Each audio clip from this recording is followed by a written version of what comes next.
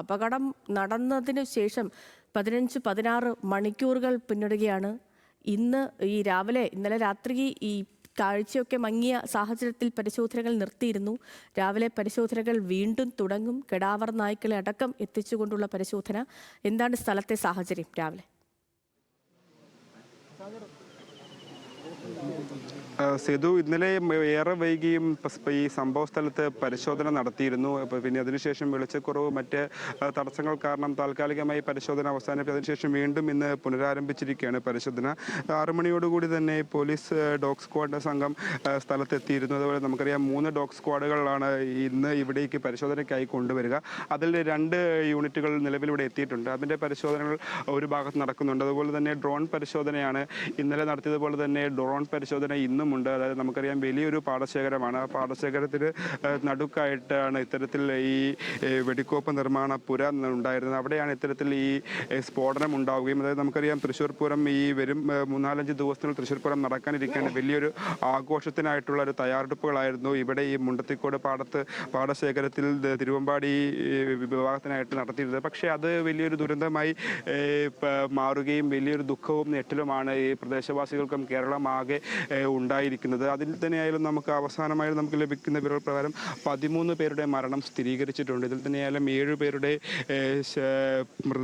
പൂർണ്ണ മൃതദേഹങ്ങൾ ലഭിച്ചു. മറ്റ് ശരീരാവശിഷ്ടങ്ങളുമുണ്ട്. അപ്പോൾ പ്രധാനമായും വെല്ലുവിളിയായി നിൽക്കുന്നത് ഈ ശരീരാവശിഷ്ടങ്ങൾ ആരുടേതൊക്കെയാണ് എന്നൊരു തിരിച്ചറിയേണ്ടതൊരു അനിവാര്യമായ ഒരു കാര്യമാണ്. അപ്പോൾ അതിനുവേണ്ട പരിശോധനകൾ, ശാസ്ത്രീയമായ പരിശോധനകൾ വരും മണിക്കൂറിൽ നടത്തും. അതിനുവേണ്ടി ട്രിവാൻഡ്രത്ത് നിന്നുള്ള വിദഗ്ധ സംഘം മെഡിക്കൽ കോളേജുകളിലെത്തും. ഇന്നലെ ശേഖരിച്ച സാമ്പിളുകൾ, അതുപോലെ തന്നെ ഈ വെടിക്കോപ്പ് നിർമ്മാണശാലയിൽ മരണപ്പെട്ടവർ, വെടിക്കോപ്പ് നിർമ്മാണശാലയിൽ ജോലി ചെയ്തിരുന്ന ആളുകളുടെ ബന്ധുക്കൾ അവിടേക്ക് എത്തുന്ന മുറയ്ക്ക് ഈ സാമ്പിളുകൾ പരിശോധിക്കും. അത് ക്രോസ് മാച്ച് ചെയ്ത ശേഷം കൃത്യമായി ഈ ആളാണ് ഇത്തരത്തിൽ മരണപ്പെട്ടിരുന്നത് തിരിച്ചറിയേണ്ട ഒരു നടപടിക്രമങ്ങൾ ഈ വരും മണിക്കൂറുകൾ നടക്കും. അതിനുശേഷമായാലും പെസോ സംഘവും ഇന്ന് സ്ഥലത്തെത്തി പരിശോധന നടത്തും. അതായത് എന്താണ് ഇത്തരത്തിലൊരു അപകടത്തിലേക്ക് നയിച്ചത്, എന്താണ് അപകടത്തിന് കാരണം ഉൾപ്പെടെയുള്ള കാര്യങ്ങൾ വ്യക്തമാവേണ്ടതുണ്ട്. അതിലേക്കുള്ള പരിശോധനകളായിരിക്കും പെസോ സംഘം എത്തിയതിനു ശേഷം ഉണ്ടാവുക. അതും ഇന്ന് തന്നെ ഉണ്ടാകും. അതായത് 9 മണിയോടുകൂടി ഇത്തരത്തിലുള്ള സംഘം ഇവിടേക്ക് എത്തും. അവിടെ പരിശോധന നടത്തുമെന്നാണ് നമുക്ക് അറിയാൻ സാധിക്കുന്നത്. അപ്പോൾ നിലവിൽ ഇപ്പോൾ ഡോഗ് സ്ക്വാഡിൻ്റെയും മറ്റ് സന്നദ്ധ സംഘടനകൾ, അതുപോലെ തന്നെ ഡ്രോൺ പരിശോധനയും നിലവിൽ ഈ പ്രദേശത്ത് നടന്നുകൊണ്ടിരിക്കുകയാണ്. അപ്പോൾ ഈ പ്രദേശത്തിൻ്റെ വ്യാപ്തി ഇത്തരത്തിൽ ഈ ഒരു വേഗത്തിൽ ഈ നടപടിക്രമങ്ങൾ പുരോഗമിക്കുന്നതിലൊരു താമസം ഉണ്ടാക്കുന്നത് നമുക്കറിയാം. വലിയ 2.5 ഏക്കറോൾ മുകളിലുള്ളൊരു പാടശേഖരമാണ്. അവിടെ തന്നെയാണ് ഈ പാടശേഖരത്തിന് പരിസരങ്ങൾ അല്ലെങ്കിൽ അവിടെ ജലാശയങ്ങളുണ്ട്. ആ ജലാശയങ്ങൾ ഇന്നലെ പരിശോധന ഈ സ്കൂബ ടീം, അതായത് ഫയർഫോഴ്സിൻ്റെയും മറ്റ് സ്കൂബ ടീം ആ ജലാശയങ്ങൾ ഉൾപ്പെടെ പരിശോധന നടത്തിയിരുന്നു. അതായത് നമുക്കറിയാം വലിയൊരു പൊട്ടിത്തെറിയാണ് ഉണ്ടായത്. ആ പൊട്ടിത്തെറിയുടെ പ്രകമ്പനം ഈ പ്രദേശത്തെ കിലോമീറ്ററോളം അതിൻ്റെ വ്യാപ്തി, അതായത് തീവ്രത കിലോമീറ്ററോളം ഉണ്ടായിരുന്നു. അതായത് പല വീടുകളും, അതായത് നമ്മളിന്നലെ കണ്ടതാണ്. അതായത് ഈ പ്രദേശത്തെ പല വീടുകളിലും അതിൻ്റെതായ കേടുപാടുകൾ ഈ പൊട്ടിത്തെറിയിൽ ഉണ്ടായിട്ടുണ്ട്. അതായത് പല ജനൽച്ചിലകൾ തകരുന്ന സാഹചര്യം ഉണ്ടായിരുന്നു. അതുപോലെ തന്നെ മേൽക്കൂരയും അതുപോലെ തന്നെ വീടിന് വിള്ളൽ വേൽക്കുന്ന സാഹചര്യങ്ങൾ വരെ ഉണ്ടായിരുന്നു. അപ്പോൾ മറ്റെന്തെങ്കിലും തരത്തിലുള്ള കേടുപാടുകൾ അല്ലെങ്കിൽ ഈ ഈ സ്ഫോടനത്തിൻ്റെ വ്യാപ്തി അല്ലെങ്കിൽ അതിൻ്റെ തീവ്രത കൂടിയിട്ടുണ്ട്, അല്ലെങ്കിൽ തീവ്രത എത്രത്തോളമാണ് എന്നത് ഉൾപ്പെടെയുള്ള കാര്യങ്ങൾ വിലയിരുത്തേണ്ടതുണ്ട്, പരിശോധിക്കേണ്ടതുണ്ട്. അതിനുവേണ്ടിയുള്ള നടപടിക്രമങ്ങളാണ് നിലവിൽ ഇവിടെ പുരോഗമിച്ചുകൊണ്ടിരിക്കുന്നത്. പോലീസിൻ്റെയും ഫയർഫോഴ്സിൻ്റെയും മറ്റ് സേനകളുടെയൊക്കെയും സന്നദ്ധ സംഘടനകളുടെയൊക്കെ നേതൃത്വത്തിലാണ് നിലവിൽ പരിശോധന നടത്തിക്കൊണ്ടിരിക്കുന്നത്. അപ്പോൾ നിലവിലായാലും നമുക്കിപ്പോൾ ഈ പരിശോധനയ്ക്ക് നേതൃത്വം നൽകുന്ന ആ സന്നദ്ധ സംഘടനകളുടെ പ്രവർത്തകരൊക്കെ ഇവിടെ തന്നെയുണ്ട്. അപ്പോൾ നമുക്ക് അവരോടുകൂടി ചോദിക്കാം. ചേട്ടാ, അപ്പോൾ നിങ്ങളിപ്പോൾ എങ്ങനെയാണ് പരിശോധന എങ്ങനെയാണ് ഇന്ന് ഇവിടുത്തെ പറഞ്ഞത്?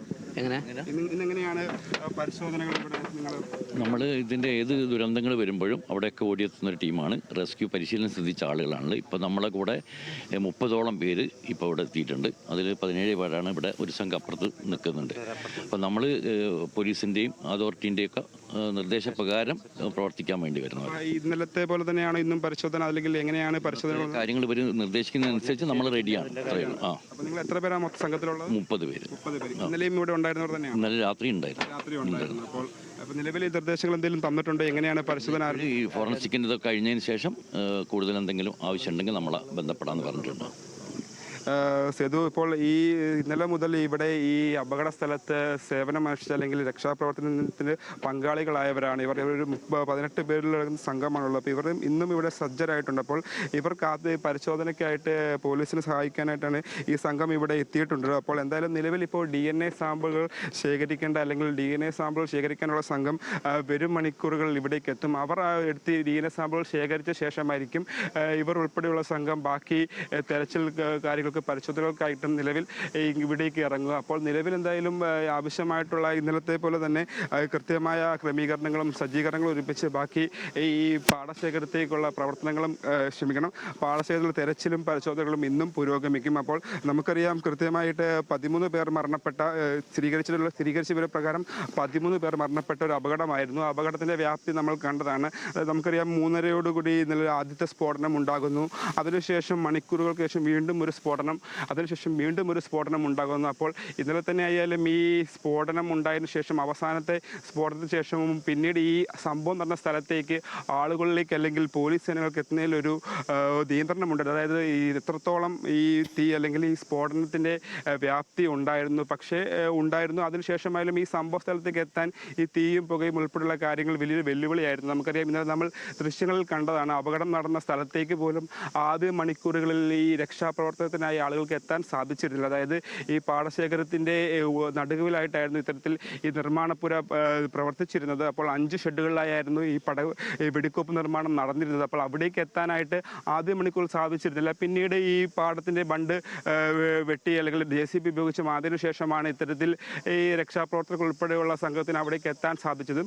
അതിനുശേഷം ആദ്യ മണിക്കൂർ തീവ്രമായ പരിശ്രമത്തിന് ശേഷം നിരവധി പേരെ ആശുപത്രിയിലേക്ക് മാറ്റുകയും മൃതദേഹ ശരീരങ്ങൾ ഉൾപ്പെടെ വീണ്ടെടുക്കുകയും ചെയ്തിരുന്നു. പക്ഷേ കൃത്യമായിട്ട് എത്രത്തോളമാണ് ഇതിന് തീവ്രത എന്ന് മനസ്സിലാക്കേണ്ടതുണ്ട്. അതായത് നമുക്കറിയാം ഈ പാടശേഖരത്തിൽ കണ്ടാൽ തന്നെ നമുക്ക് ആ ഭാഗത്തായിട്ടായിരുന്നു ഈ വെടിക്കോപ്പ് നിർമ്മാണശാല പ്രവർത്തിച്ചിരുന്നത്.